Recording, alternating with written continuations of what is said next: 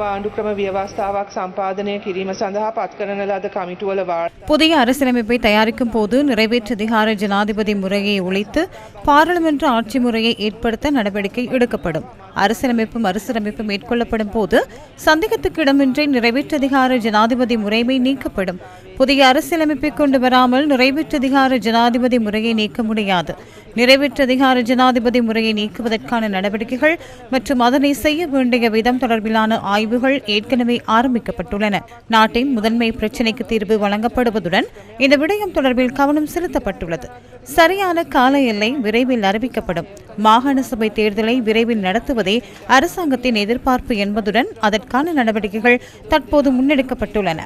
அவ்வாறு இல்லாவிட்டால் இந்த சட்டத்தின் குறிப்பிட்ட ஏற்பாடுகளில் திருத்தத்தை கொண்டு வந்து பழைய முறைமையில் மாகாண சபை தேர்தலை நடத்துவதா என்பது தொடர்பில் தற்போது விரிவான விடயங்கள் ஆராயப்பட்டு வருவதுடன் அந்த ஆய்வின் பின்னர் இறுதி தீர்மானம் எடுக்கப்பட உள்ளது.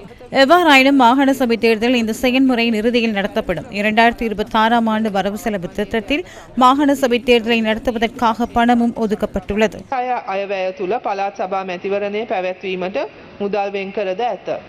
මේ මූලික අයිතිවාසිකම් වලට சௌக்கிய ஐத்திய அடிப்படை உரிமைகளில் இலவச மருத்துவத்துக்கான உரிமை, இலவச கல்விக்கான உரிமை, கலாச்சார ரீதியான உரிமைகள், மத உரிமைகள் உள்ளிட்ட அடிப்படைகளில் விரிவான பொருட்கோடலுக்கு அமைய அடிப்படை உரிமைகள் செயற்படுத்தப்பட வேண்டும் என்பதை இந்த சந்தர்ப்பத்தில் தெளிவாக குறிப்பிட விரும்புகின்றேன்.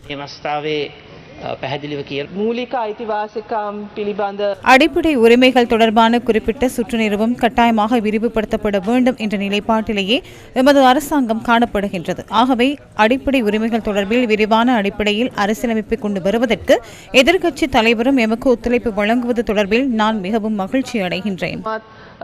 අපිට සහයෝගය දෙන එක ගැන මම ඉතාමත්ම සතුටු වෙනවා.